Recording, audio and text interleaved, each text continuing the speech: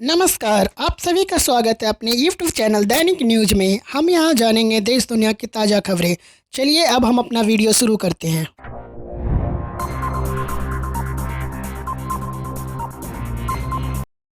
पहली बड़ी खबर, दिल्ली में 125 नए कोरोना पॉजिटिव, 2 की मौत, अब तक 3440 मरीज संक्रमित। देश की राजधानी दिल्ली में पिछले 24 घंटों में 125 नए कोरोना वायरस के मरीजों की पुष्टि हुई है। वहीं 2 लोगों की मौत भी हो गई है। इसके साथ ही दिल्ली में कोरोना पॉजिटिव के मामले बढ़कर 3440 हो गए हैं। यह बड़ी खबर हरियाणा के पंचकुला से, कोरोना मरीज ने किया सुसाइड। हरियाणा के पंचकुला में आइसोलेशन वार्ड में भर्ती एक कोरोना संक्रमित मरीज ने आत्महत्या कर ली। वो सेक्टर 6 स्थित सिविल अस्पताल में भर्ती था। पुलिस के मुताबिक मृतक ने तीसरे फ्लोर से छलांग लगाई थी। मुंबई में पहली प्लाज्मा थेरेपी सफल। महाराष्ट्र के स्वास्थ्य मंत्री राजेश टोपे ने दावा किया है कि मुंबई में की गई पहली प्लाज्मा थेरेपी सफल रही है। दूसरी मुंबई के नायर अस्पताल में की जा रही है। प्रवासी मजदूरों के लिए खुशखबरी। प्रवासी मजदूर, तीर्थयात्रियों और छात्रों की आवाजाही के लिए नई गाइडलाइन। बिहार, झारखंड, महाराष्ट्र जैसे कुछ राज्यों की मांग के बाद गृह मंत्रालय ने अलग अलग स्थानों पर फंसे हुए प्रवासी मजदूरों, तीर्थयात्रियों और छात्राओं की आवाजाही के लिए नई गाइडलाइन तैयार की है। नई गाइडलाइन के मुताबिक सभी राज्यों और केंद्र शासित प्रदेशों को अपने नोडल अधिकारी नियुक्त करने और ऐसे फंसे हुए व्यक्तियों को वापस भेजने और लेने के लिए एक एओपी की तैनाती करनी होगी। यह अगली बड़ी खबर गुड़गांव डीएम की तरफ से। गुड़गांव डीएम ने कहा कि गुड़गांव दिल्ली बॉर्डर को सील नहीं किया गया। गुड़गांव के डीएम ने कहा कि गुड़गांव दिल्ली बॉर्डर को सील नहीं किया गया। बॉर्डर पर चौकसी के साथ साथ चेकिंग के लिए सतर्क किया गया है। अब तक की सबसे बड़ी खबर, पंजाब में 2 हफ्तों के लिए बड़ा लॉकडाउन। कोरोना वायरस के मामले लगातार बढ़ते ही जा रहे हैं। कोरोना संकट से निपटने के लिए देशव्यापी लॉकडाउन लागू है। इस बीच पंजाब सरकार ने राज्य में 2 हफ्तों के लिए लॉकडाउन को बढ़ा दिया है।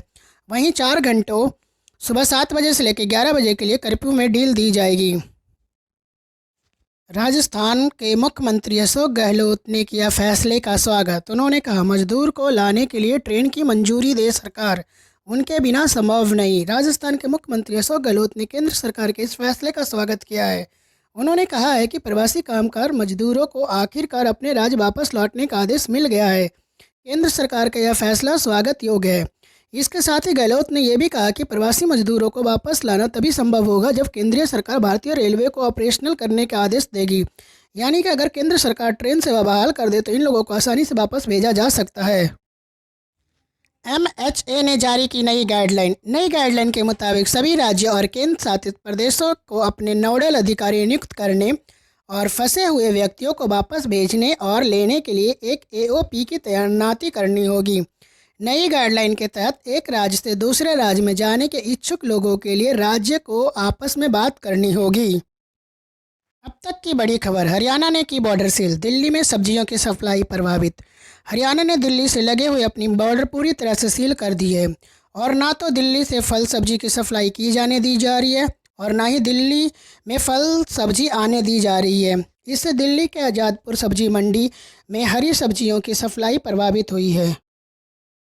यह किसान भाइयों के लिए एक महत्वपूर्ण खबर। किसान भाइयों के फायदे के लिए सरकार उठा रही है कदम। प्रधानमंत्री नरेंद्र मोदी ने देश के किसानों को आभार जताते हुए कहा कि भारत को अपने किसानों पर गर्व है। पीएम मोदी ने बुधवार को कहा कि सरकार पूरे देश का खिलाने वालों के हितों की रक्षा के लिए लगातार कदम उठा रही है। अगर आपको यह वीडियो अच्छा लगा हो तो please like, share and subscribe करें अपने यूट्यूब चैनल दैनिक न्यूज़ को।